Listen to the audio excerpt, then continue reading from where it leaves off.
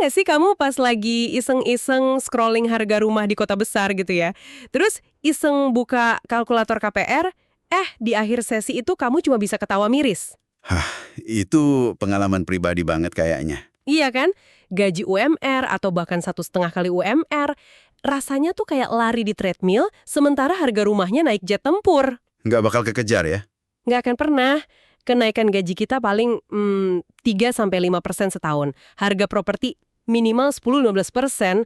Aku kadang mikir, jangan-jangan generasi kita ini takdirnya emang jadi kontraktor seumur hidup. Kontraktor? Maksudnya? Ngontrak sana, ngontrak sini. Mimpi punya atap sendiri di atas kepala rasanya makin absurd aja gitu. Frustrasimu itu sangat bisa dipahami. Dan hitung-hitunganmu tadi, sayangnya 100% akurat. Tuh kan? Itu memang bikin tembok yang kayaknya nggak bisa ditembus. Tapi pernah kepikiran nggak, ada sebuah raksasa tidur di Indonesia, salah satu pemilik tanah non-pemerintah terbesar, yang asetnya itu bisa jadi semacam cheat code buat krisis perumahan kita. Tunggu, raksasa tidur. Istilahnya bikin penasaran banget nih. Siapa nih? Developer raksasa yang baru IPO? Bukan, Atau jangan-jangan salah satu dari konglomerat yang namanya udah kita hafal itu? bukan. Sama sekali bukan. Justru ini menariknya. Raksasa ini bukan entitas bisnis yang ngejar profit. Ini sebuah organisasi masyarakat yang usianya udah lebih dari seabad. Hah? Siapa? Muhammadiyah. Dan senjata rahasianya adalah sesuatu yang sering kita anggap kuno, bahkan mungkin terlupakan. Tanah wakaf. Oke, ini plot twist. Tanah wakaf, yang biasanya kita lihat jadi masjid atau ya pemakaman, Betul? gimana caranya itu bisa jadi solusi masalah perumahan? Jauh banget kayaknya koneksinya. Tepat. Dan itulah misi kita hari ini. Kita bakal bedah tuntas sebuah ide yang terus terang sangat revolusioner. Bagaimana aset wakaf yang sering kita asosiasikan sama urusan akhirat justru bisa jadi solusi paling futuristik dan paling membumi buat masalah papan generasi kita dan juga warga miskin kota. Oke, ayo kita mulai dari skala masalahnya dulu deh. Biar kita semua paham segenting apa situasinya. Kan ada istilah tuh, housing backlog. Yap, housing backlog. Sederhananya, itu selisih antara jumlah keluarga yang butuh rumah sama jumlah rumah layak huni yang tersedia. Angkanya cukup bikin kita nahan napas. Berapa emang? Data dari BPS dan Kementerian PUPR itu nunjukin angka di kisaran 9,9 juta sampai 12,7 juta unit. Wow, Tapi ada data yang lebih baru, mungkin lebih dekat ke realita. Dari Wakil Menteri PKPR, Fahri Hamzah. Beliau bilang angka backlog yang sebenarnya bisa mencapai 15 juta unit. 15 juta. Gila. Itu bukan statistik doang kan ya? Itu 15 juta cerita. Cerita temenku yang nikah 3 tahun masih tinggal di rumah mertua. Benar. Cerita aku sendiri yang tiap akhir tahun deg-degan kalau yang punya kontrakan naikin harga. Angka itu kan napasnya fenomena gentrifikasi yang kita rasain di kota besar. Tepat sekali. Kamu nangkep esensinya. Gentrifikasi itu proses di mana kita, para pekerja yang bangun kota ini, pelan-pelan kesingkir ke pinggiran. Karena harga sewa sama harga beli udah nggak masuk akal. Betul. Dan jangan lupa, di luar yang 15 juta itu, ada lagi data yang nggak kalah ngeri. Sekitar 26 juta rumah di Indonesia masuk kategori tidak layak huni. Jadi masalahnya double ya. Udah nggak punya rumah, yang punya pun rumahnya bahaya. Persis. Ini krisis skala nasional sih. Nah, di tengah krisis inilah si raksasa tidur yang kamu sebut tadi harusnya bangun. Coba kita bedah deh asetnya. Segede apa emang tanah wakaf Muhammadiyah ini? Oke, siap-siap ya. Berdasarkan data resmi PP Muhammadiyah, mereka itu mengelola aset tanah wakaf seluas lebih dari 214 juta meter persegi. Berapa? 214 juta meter persegi, tersebar di lebih dari 20.465 lokasi di seluruh Indonesia. 214 juta. Tunggu. Otakku perlu bantuan nih buat ngebayanginnya. Itu setara apa sih? Gini, biar kebayang, luas daratan Jakarta Pusat itu sekitar 68 juta meter persegi. Oke. Jadi, aset tanah wakaf Muhammadiyah ini setara lebih dari 3 kali luasnya Jakarta Pusat, dari Sabang sampai Merauke. Sekretaris PP Muhammadiyah Agung Danarto pernah cerita, beliau bilang, dulu saya kira tanah wakaf yang belum dimanfaatkan itu kecil-kecil, ternyata yang hektaran juga tidak sedikit. Wow. Itu aset yang luar biasa sih. Tapi di sini nih pertanyaan besarnya. Kalau asetnya segede itu, kenapa krisis perumahan di sekitar kita tetap parah? Kok ada jurang gitu antara potensi aset sama realita di lapangan? Nah, kamu nunjuk ke jantung persoalannya. Paradoksnya di sini, menurut pengakuan internal mereka, sekitar 50% dari aset raksasa itu belum dimanfaatkan secara produktif. Setengahnya. Setengahnya masih berupa tanah kosong, kebun gak terawat, atau bangunan tua. Ini kondisi klasik yang namanya asset rich, cash poor. Asetnya banyak banget, tapi nggak menghasilkan manfaat sosial yang maksimal. Dan ini mungkin diperparah sama mindset wakaf yang, ya dengan segala hormat agak tradisional kali ya. Gimana tuh maksudnya? Niat yang wakaf kan pasti mulia. Tapi permintaannya kadang spesifik banget. Tanah saya harus jadi masjid. Padahal mungkin di dekat situ udah ada 3 masjid lain. Akhirnya masjidnya megah, tapi umat di sekelilingnya tinggal desek-desekan di kontrakan sempit. Tepat. Niat suci wakif bertemu dengan konteks kebutuhan umat yang terus berubah. Dan disinilah kita butuh terobosan. Oke, kalau gitu ayo kita lempar ide liarnya. Gimana kalau Muhammadiyah, sebagai pengelola amanah, melakukan semacam moratorium pembangunan masjid baru di tanah wakaf? Menarik. Bukan berarti anti masjid ya, bukan. Tapi ini soal prioritas.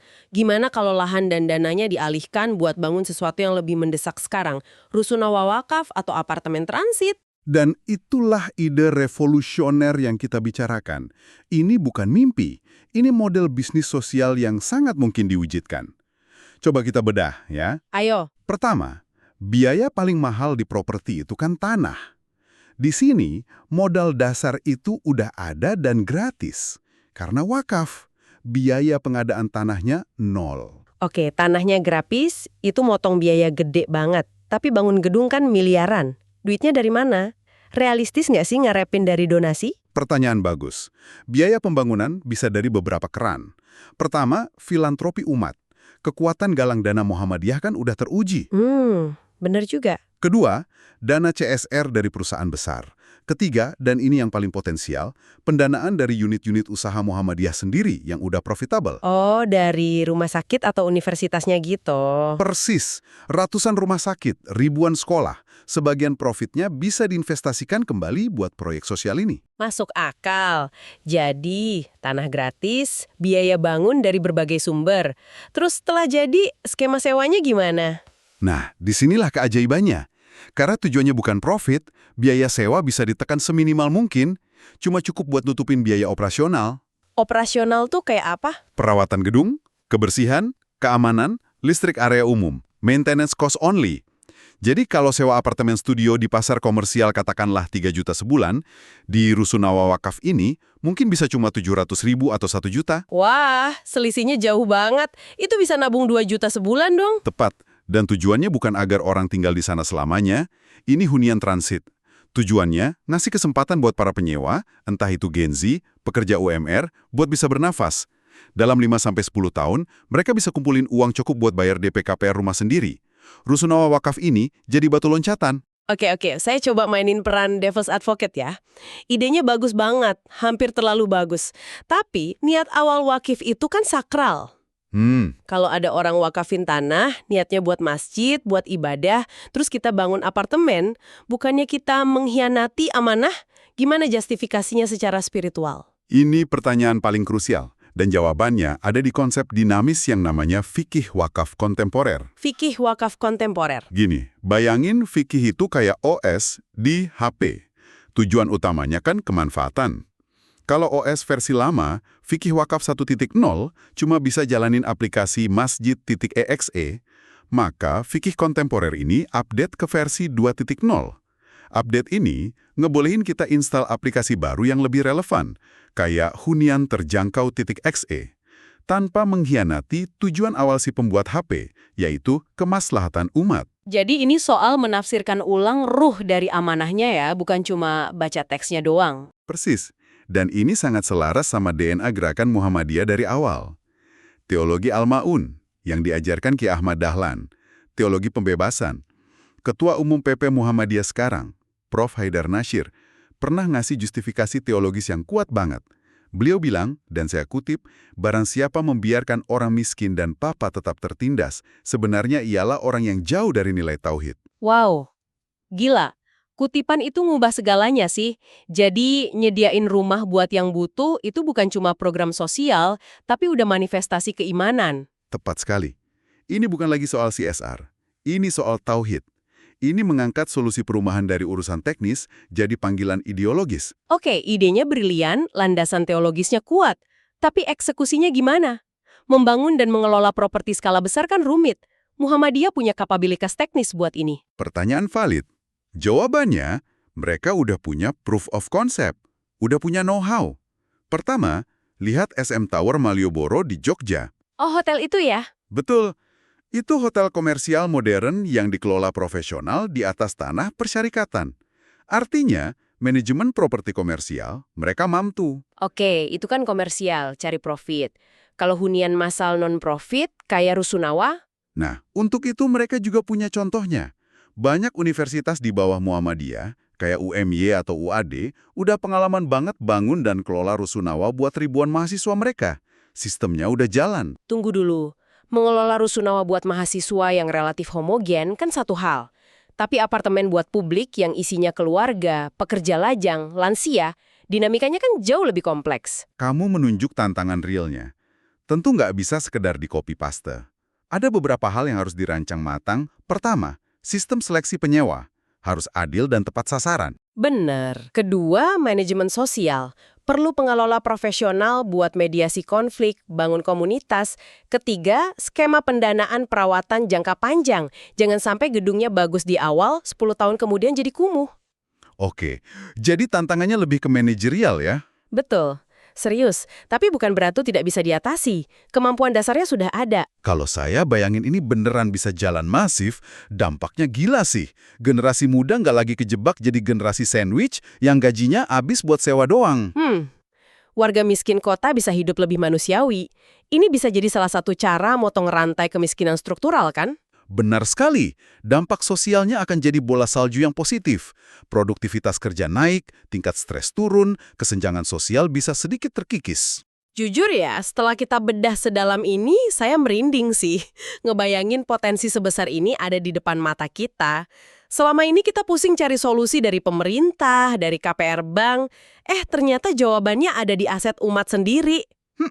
Kalau ini beneran jalan masif, Muhammadiyah bukan cuma nyelamatin akhirat umat lewat dakwah, tapi juga secara nyata nyelamatin dunia kita di sini dan saat ini dengan nyediain atap di atas kepala. Kesimpulanmu tepat banget. Ini soal mengembalikan esensi wakaf ke akarnya. Kalimat kuncinya, aset umat harus kembali untuk sebesar-besarnya manfaat bagi umat.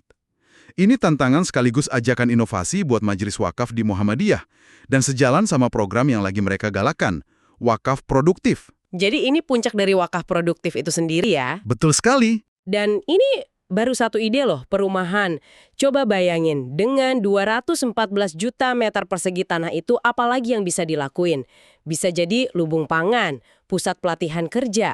Potensinya nggak terbatas. Dan ini membawa kita pada sebuah pemikiran penutup. Kalau satu ormas aja bisa megang kunci solusi sebesar ini, gimana kalau potensi aset-aset umat lain yang tidur di seluruh Indonesia juga dioptimalkan? Wah, bener juga. Ini soal cara pandang baru ya. Tepat. Nah, sekarang kami pengen dengar pendapatmu. Menurut kamu, kota mana di Indonesia yang paling mendesak butuh apartemen wakaf ini pertama kali? Jakarta, Surabaya, atau kota lain? Dan kalau seandainya kamu punya aset wakaf, ide produktif apa yang bakal kamu usulkan? Coba deh, bagikan idemu di kolom komentar. Mari kita jadikan diskusi ini gerakan gagasan yang nyata.